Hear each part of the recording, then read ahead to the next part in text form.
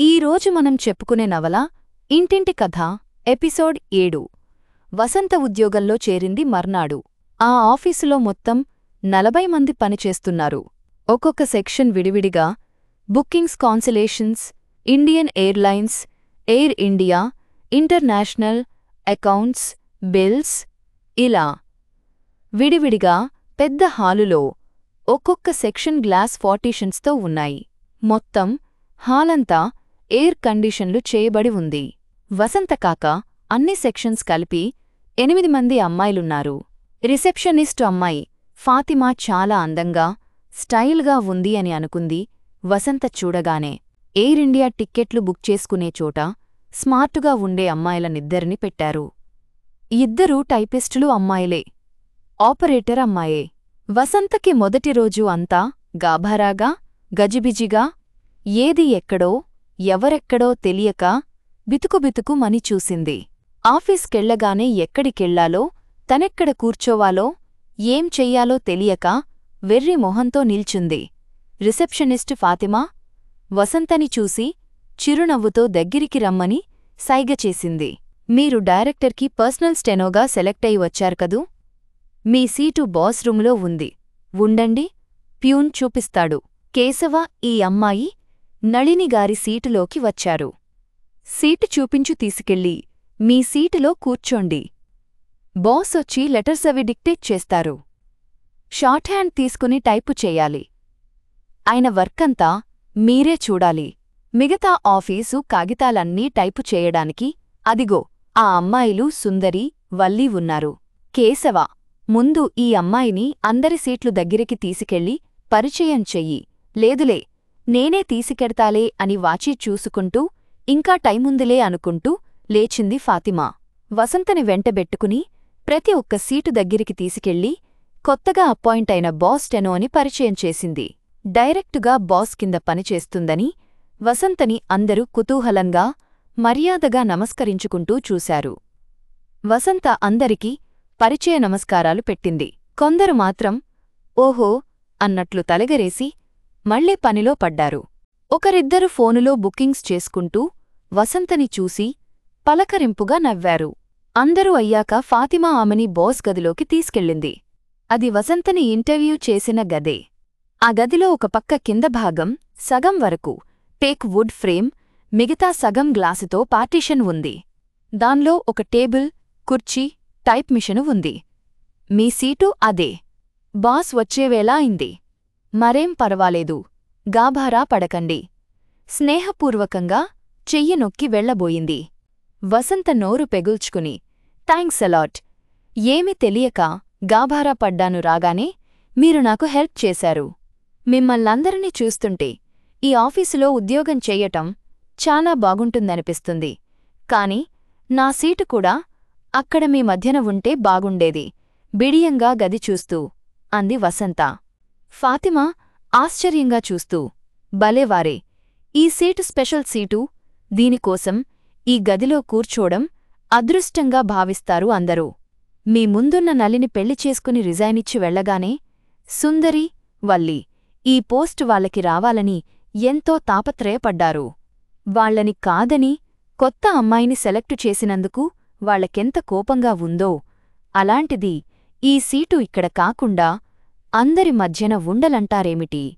బాస్కి personal steno అంటే బాస్లా అధికారం చెలాయించే సీటండి అది. మైగాడ్ మీతో బాతాఖాని పెట్టుకూర్చున్నానేమిటి? లంచ్ అవర్లో మాట్లాడుకుందాం అంటూ పరిగెత్తినట్టే వెళ్ళిపోయింది ఫాతిమా. అప్పటికి దడతగ్గి వసంత తన సీటుకి వెళ్లి కూర్చుంది. ఆ రోజు ఈ పార్టీషనే గమనించలేదు అనుకుంది. ఎయిర్ కండిషన్డ్ చల్లదనం అనుభవిస్తూ తనకీ ఉద్యోగం రావటం ఎంత అదృష్టమో ఆలోచిస్తూ ఆనందిస్తూ కూర్చుంది. ఆఫీసులో అమ్మాయిలంతా స్మార్టుగా డ్రెస్ అయ్యారు. తనకున్నవి 4 మంచి చీరలు.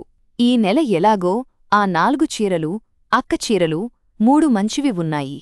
వాటితో గడిపితే జీతం తీసుకోగానే ముందు 4 చీరలు కొనుక్కోవాలి. ఆ ఫర్గండి, 2 ఆఫ్ అమెరికన్ జర్జెట్ లాంటి చీరలు 70-80లో వస్తాయి. ఒక మంచి హ్యాండ్ బ్యాగ్ కొనుక్కోవాలి. అలా కొనుక్కోవలసిన లిస్టు ఆలోచిస్తూ జీతంలో సగం తను తీసుకుని మిగతా సగం తండ్రికి ఇవ్వాలని కాగితం మీద లెక్కలు కట్టింది. ఆ తరువాత ఆలోచన బాస్ మీదికి వెళ్ళింది. నిన్న ఇంటర్వ్యూ చేసిన ముగ్గురిలో డైరెక్టరు ఎవరో ఆ ముసలాళ్లు రారు కదా? వసంత కుతూహలంగా, ఆరాటంగా చూసింది. ఫాతిమాని ఆ విషయం అడగాల్సింది అనుకుంది. ఫాతిమాతో స్నేహం చేసుకోవాలి. లేకపోతే ఇంతమంది మధ్య అలవాటయ్యే వరకు ఒంటరిగా ఫీలవ్వాలి. ఆ సుందరి, వల్లి ఇద్దరూ తమ పోస్టు ఎగరేసుకుందని నన్ను చూసి మొహాలు అదోలా పెట్టారు. వసంత ఆలోచిస్తుండగానే గదిలో బూట్ల చప్పుడు విని తలెత్తి చూసి గాబరాగా లేచి నిలబడింది. నిన్నటి ముగ్గురిలో ఒకాయన ఆ యువకుడిలో పోలికలున్నాయన లోపలికి వచ్చాడు. సీటులో కూర్చుంటూ వసంతని చూసి గుడ్ మార్నింగ్, జాయిన్ అయ్యారన్న మాట ఇంగ్లీషులో పలకరించాడు. ఆయన రాగానే గుడ్ మార్నింగ్ అనాలని తట్టనందుకు వసంత గాభరాపడి గుడ్ మార్నింగ్ సార్ అంది తన కుర్చీలోంచి లేచి యువతలకు వస్తూ. ఈ సీటులో పని గురించి మీకు ఎవరైనా చెప్పారా? నా పర్సనల్ స్టెనో అంటే ఇక్కడ నేను డిక్టేట్ చేసే కాగితాలు, ఉత్తరాలు ఈ గది దాటి వెళ్లకూడదు. ఈ విషయాలన్నీ సీక్రెట్గా ఉండాలి. నేను డిక్టేట్ చేసిన ఉత్తరాలు డిస్పాచ్ కూడా ఇక్కడ నించే జరగాలి. డిస్పాచింగ్ విషయాలు తెలియవేమో మీకు అంటూ ఆగి బెల్ నొక్కారాయన. ప్యూన్ రాగానే డిస్పాచ్ క్లర్క్ మూర్తిని పిలు ఒక్కసారి అన్నాడు. మూర్తి రాగానే ఈ అమ్మాయి కొత్తగా నా స్టేనోగా చేరింది. ఉత్తరాలు డిస్పాచింగ్ వగైరా గురించి ఈ అమ్మాయికి 1-2 రోజులు దగ్గిరుండి చూపండి. ఇంకా తెలియనవి ఉంటే ఆ టైపిస్టు అమ్మాయిలను కొంచెం చెప్పమనండి అన్నాడు. ఎస్సర్ వినయంగా అని అతను వసంతవైపు తిరిగి మీ ఉత్తరాలు టైపింగు అయ్యాక ప్యూన్తో చెప్పితే వచ్చి చెప్తాను అన్నాడు. వసంత తల ఊపింది. 1-2 రోజులు కొత్తగా ఉంటుంది, అలవాటైపోతుంది. ఆల్ రైట్, ఆ రైటింగ్ ప్యాడ్ తెచ్చుకోండి. కొన్ని ఉత్తరాలు డిక్టేట్ చేస్తాను అన్నాడు. వసంత లెటర్ప్యాడ్ పెన్సిల్ తెచ్చుకుంది. ప్లీజ్ బీ సీటెడ్ అన్నాడాయన. ఆయన మొత్తం 5 ఉత్తరాలు డిక్టేట్ చేశాడు. షార్ట్ హ్యాండ్ తీసుకున్నాక ఆయన చెప్పిన ప్రకారం ఎన్నేసి కాపీలు కావాలో టైపు చేసింది వసంత. ఉత్తరాలని బట్టి ఆయన పేరు జీవన్ లాల్ అని అర్థమయింది. ఆ ఉత్తరాలని బట్టి బిజినెస్ ఉత్తరాలు, ఆయన బిజినెస్ తీరు కొద్దిగా అర్థమయింది.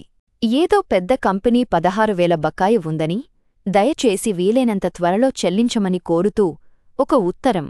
పారిస్ నుంచి వచ్చే ఫారిన్ టూరిస్ట్ బృందం 40 మందికి వారు కోరిన విధంగా ఎయిర్ ఇండియాలో ఫలానా రోజున టిక్కెట్లు రిజర్వు చేసినట్టు కన్ఫర్మేషన్ ఇస్తూ పారిస్కి పంపాల్సిన ఉత్తరం. ఇంకేదో ఆఫీసు నుంచి ఢిల్లీలో జరిగే కాన్ఫరెన్స్కి వెళ్లే 25 మందికి టిక్కెట్లు కావాలని రాసిన దానికి ఆ తేదీ, ఫ్లైట్లో అన్ని టిక్కెట్లు దొరకవని ఒక ఉత్తరం. ఎవరో కాన్సులేషన్ టిక్కెట్టు, డబ్బు ఎన్ని ఉత్తరాలు రాసినా వాపసు ఇవ్వడం లేదు మా కంపెనీ. ఇక మీదట మీ ట్రావెల్ ఏజెన్సీతో మేము లావాదేవీలు పెట్టుకోమని ఘాటుగా రాసిన డానికి. వినయంగా ఆ ఉత్తరానికి జవాబు, చెక్కు అప్పుడే పంపామని రాసిన ఉత్తరం 1. ఇలాంటి ఉత్తరాలు బట్టి బిజినెస్ స్వరూపం కొంచెం అర్థమైంది. ఆఖర్న ఇన్కమ్ ట్యాక్స్ రిటర్న్ ఫైలు చేయడానికి కొద్ది వ్యవధి కావాలని కోరుతూ ఇన్కమ్ ట్యాక్స్ కమిషనర్కు వ్రాసింది. ఉత్తరాలు అన్ని వసంత టైపు చేసేసరికి గంటన్నర పట్టింది.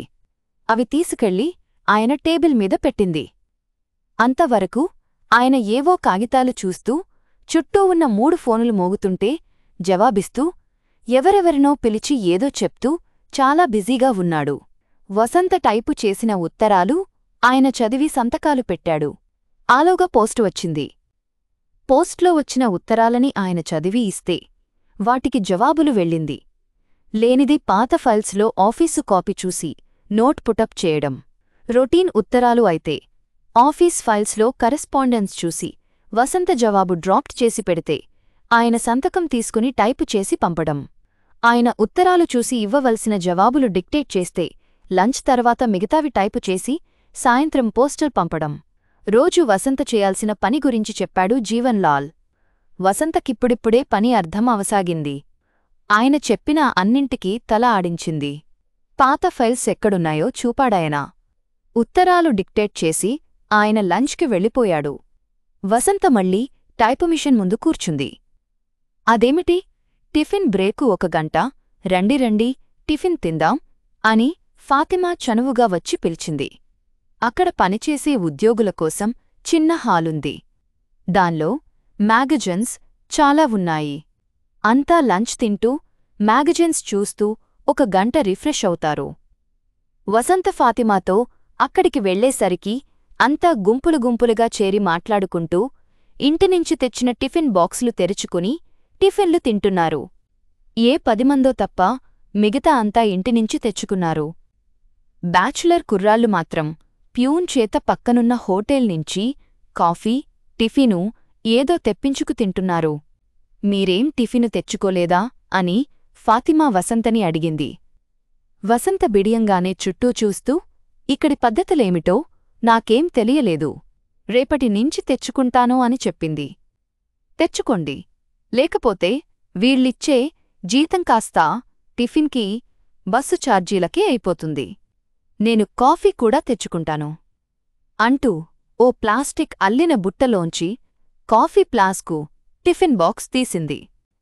ఇవ్వాళ మనిద్దరం షేర్ చేసుకుందాం అంటూ తను తెచ్చుకున్న 3 పరోటాల్లోంచి 1.5 తుంచి మూతమీద పెట్టి ఇచ్చింది. వద్దండి, మీరు తెచ్చుకున్న దాన్లో నాకిచ్చేస్తున్నారు. నేను హోటల్ నుంచి తెప్పించుకుంటాను మొహమాటపడింది వసంత. పరవాలేదు, ఇలా షేర్ చేసుకుని తింటుంటాం మేమందరం. మీరు తెచ్చినవి నాకిష్టమైతే నేను తీసుకుని తింటాను. మనందరం కలిసిమెల్సి పనిచేస్తున్నాం. ఒకరోజు నేను తీసుకురాకపోతే మీరు పెట్టరా అంటూ చనువుగా భుజం తట్టి ఇచ్చింది. నాకు మీ తెలుగువాళ్ల టిఫిన్లిష్టం. మీ దోశ, ఇడ్లీ, ఉప్పుడు పిండి, మినపరొట్టె భలే ఇష్టం. అప్పుడప్పుడు నళిని పెడుతుండేది. మీరవి తెచ్చారంటే అంతా లాక్కుంటాను అంది. తప్పకుండా రోజూ ఒకటి తెస్తాను అంది నవ్వుతూ. చుట్టూ అంతా కొత్తగా వచ్చిన వసంతని కుతూహలంగా చూశారు.